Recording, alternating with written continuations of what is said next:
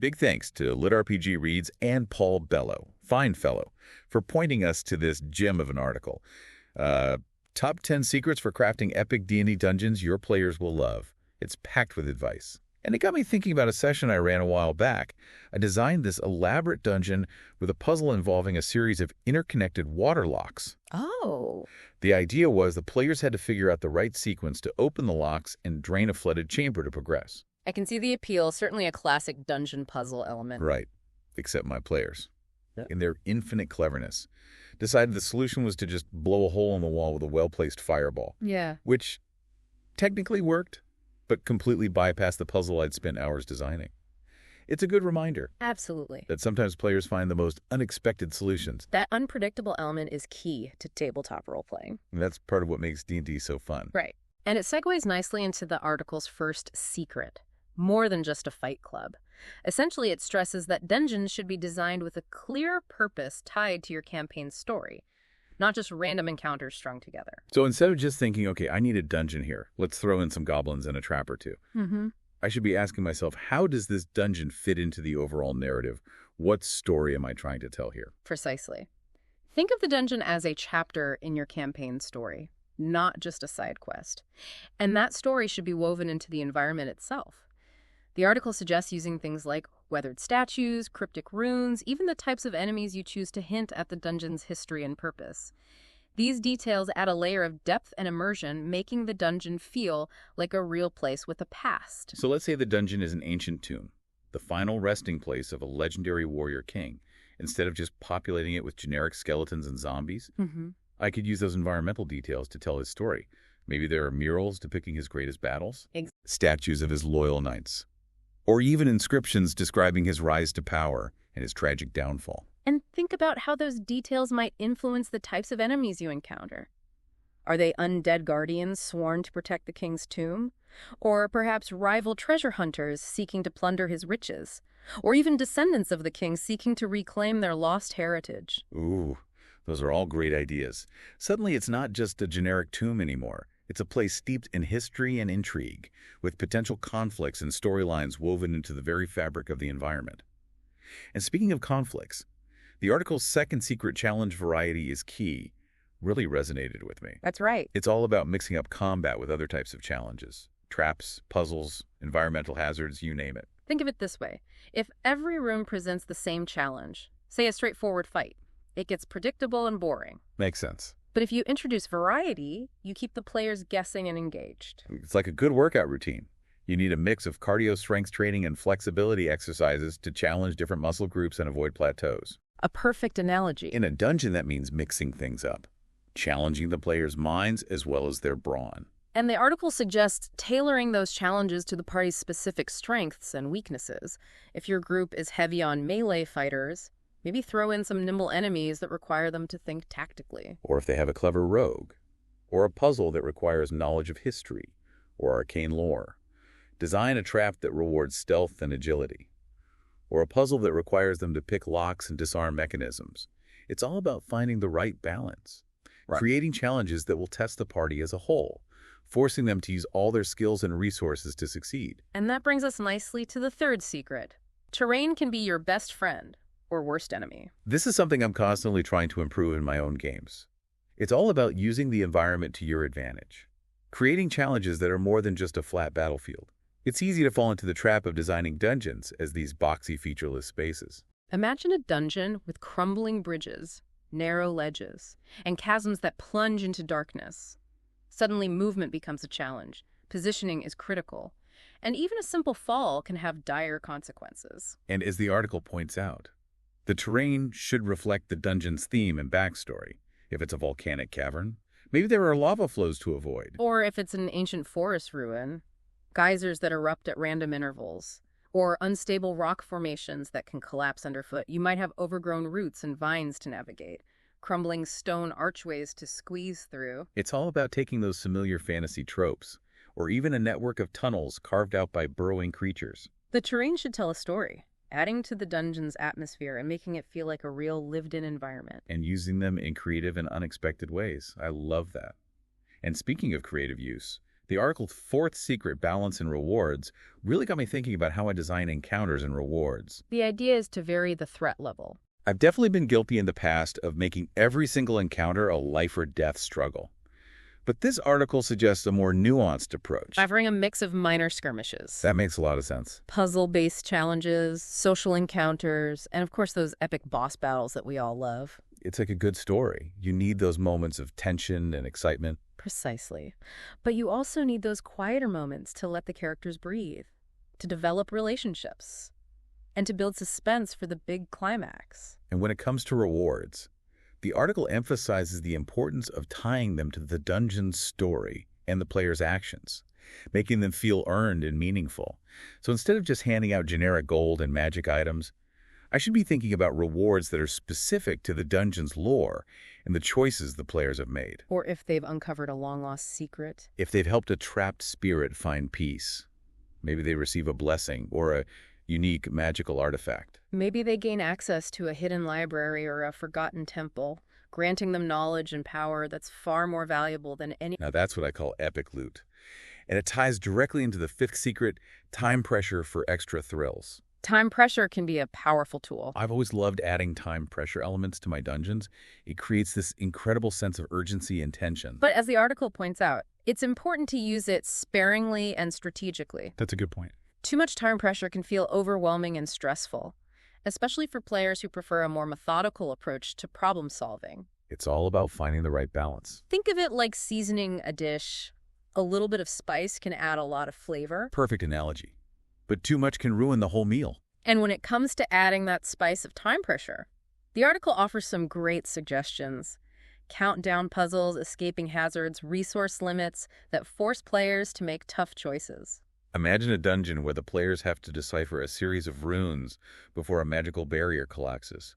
The possibilities are endless, trapping them inside. Or a chamber that's slowly filling with poisonous gas, forcing them to think fast and act decisively. Or even a scenario where they have to escort a wounded NPC to safety while being pursued by relentless enemies. Time pressure adds a whole new dimension to the game, forcing players to think on their feet and prioritize their actions in a way they wouldn't normally have to. It certainly amps up the excitement, and that's just the first 5 secrets from the article. There's so much more to unpack. But perhaps we should pause here for now. What stands out to you so far? What we've covered so far really lays the groundwork for memorable dungeons. But to make them truly epic, we need to weave a captivating narrative. That's where secret number 6 comes in. The show don't tell principle. Show don't tell, the dungeon story. It's a classic storytelling technique, Oh, yeah. and it's so applicable to dungeon design. The article emphasizes letting the environment itself tell the story, rather than relying on lengthy exposition. It's about using visual clues, subtle hints, and evocative details to create a sense of mystery and intrigue, letting the players piece together the story for themselves. Think of it like this. Instead of simply telling the players, this ancient temple was once a place of great power, but it was corrupted by an evil sorcerer. I can almost feel the oppressive atmosphere. You show them the evidence of that corruption. Cobwebs drape over shattered altars. Arcane symbols are etched into the walls, and the air crackles with a faint, unsettling energy. But it's more than just a spooky vibe, right? It's about those specific details that hint at the dungeon's history and the events that transpired within its walls. Imagine the players stumble upon a hidden chamber, and in the center of the room is a massive iron cage. Those details instantly spark the imagination. Its bars bent and twisted as if something incredibly powerful had broken free. Or perhaps they find a collection of children's toys, scattered amidst the rubble, hinting at a tragic fate. They make the players wonder, what happened here? Who was imprisoned in that cage? What became of the children? Suddenly, the dungeon isn't just a collection of runes and monsters. And that sense of discovery is incredibly rewarding. It's a place with a story, a history that the players are uncovering piece by piece. It's what makes exploration so engaging in games like D&D. It's about piecing together clues, deciphering riddles, and unraveling mysteries. And the article suggests using a variety of visual cues to tell that story. Symbols, artifacts, the layout of rooms, even the placement of light and shadow. Think about how you can use lighting to create mood and atmosphere. It's all about creating a sense of place, a visual language that speaks to the players on a subconscious level. Dimly lit corridors can evoke a sense of mystery and dread, while shafts of sunlight streaming through cracks in the ceiling can hint at hope or a way out. I love playing with lighting in my dungeons. It's such a simple but effective way to create different moods and evoke different emotions. Exactly. And it can also be used to highlight important details or foreshadow upcoming challenges. A flickering torch casting long shadows on the wall can create a sense of unease, while a sudden gust of wind extinguishing the light can signal impending danger. It's all about using those subtle cues to create a more immersive and engaging experience. It's like we're painting a picture with light and shadow, using it to draw the players into the story. And that brings us to the seventh secret, which is all about designing dungeons for replayability. That's an intriguing concept. Now, I know most dungeons are designed to be played through once, but the article got me thinking about the possibilities of creating dungeons that offer different experiences each time, encouraging players to revisit them and explore different paths. And it ties directly into the idea of player agency, giving players meaningful choices that affect the dungeon's layout, the challenges they face. Imagine a dungeon with multiple entrances, and even the story itself, each leading to a different wing or faction. Or perhaps the dungeon's layout itself shifts and changes over time. The player's actions, who they ally with, who they betray, which quests they prioritize, with secret passages opening and closing traps being reset. That's amazing. And even the environment itself transforming based on the player's actions.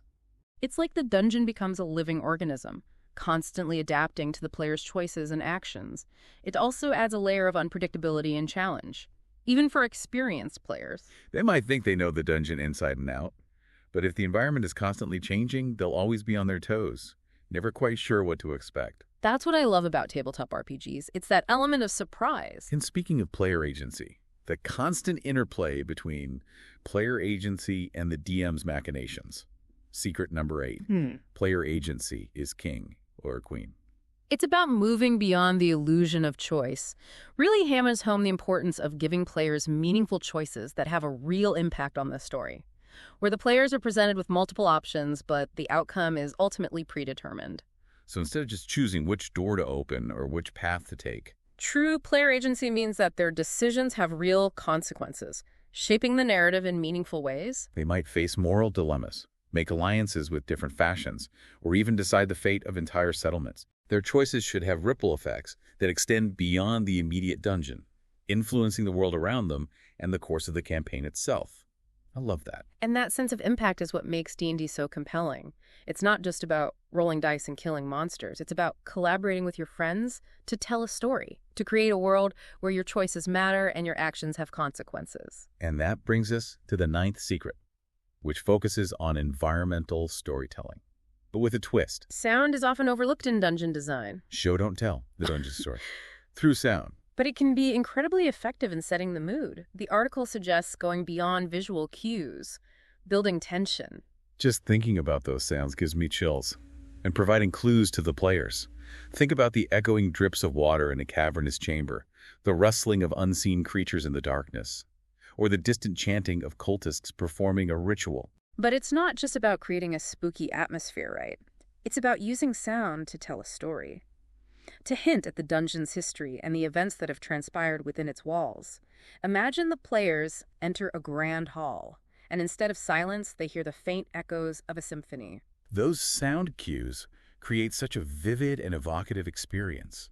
Its mournful melody hinting at a lost civilization or a tragic event. Or perhaps they stumble upon a hidden chamber. They add a whole new dimension to the dungeon, and the only sound is the rhythmic beating of a heart, growing louder and faster as they approach a mysterious artifact, And it's not just about ambient sounds. engaging the player's senses and drawing them deeper into the story. Think about how you can use sound effects to create dynamic encounters.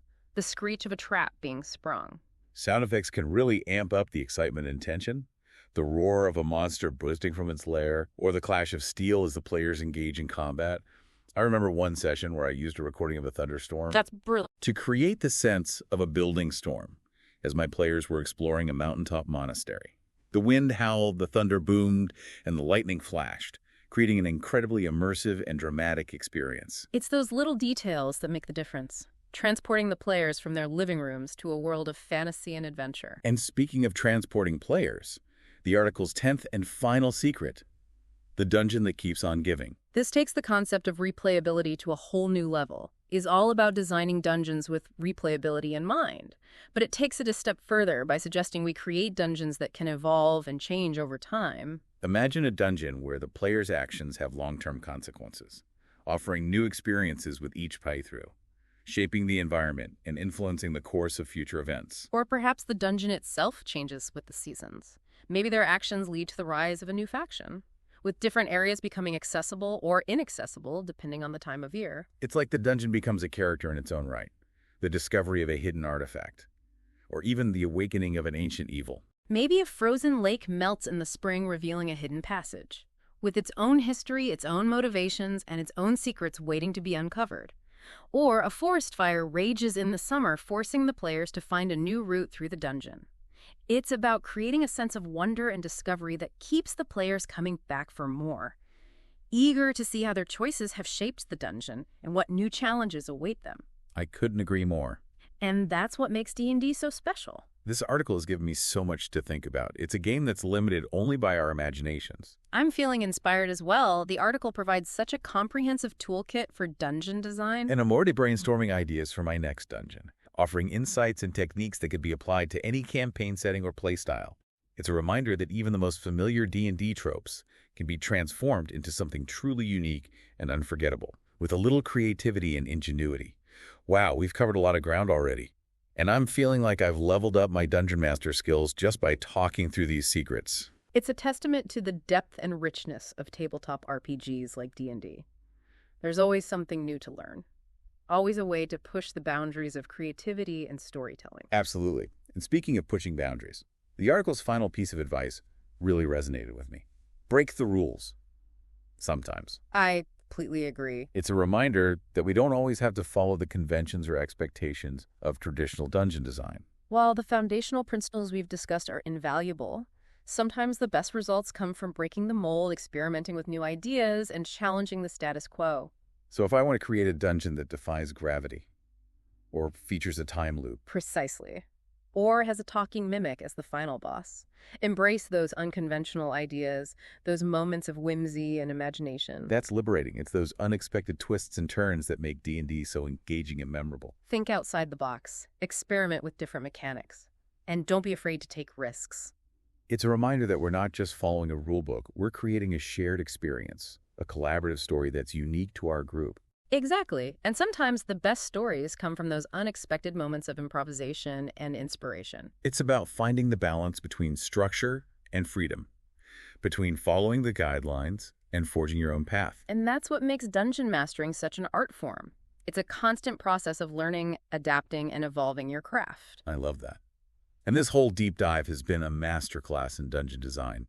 We've gone from the foundational principles of purpose and challenge variety to the nuances of environmental storytelling, time pressure, and even replayability. And remember, it's all about creating an experience that's enjoyable for everyone at the table, both the players and the dungeon master. Listen to your players' feedback, be open to suggestions, and don't be afraid to adjust your plans on the fly if it means creating a more engaging and memorable experience. Well said. And a huge thanks again to Paul Bello. Indeed. Fine fellow. For suggesting this fantastic article. It's been an absolute treasure trove of insights and inspiration. And before we wrap up, let's leave you with a question to ponder. What's the most memorable dungeon you've ever encountered in a tabletop RPG? Either as a player or a dungeon master. What made it so special? Share your stories in the comments below. We'd love to hear about your adventures. Until next time, keep those dice rolling and those imaginations soaring.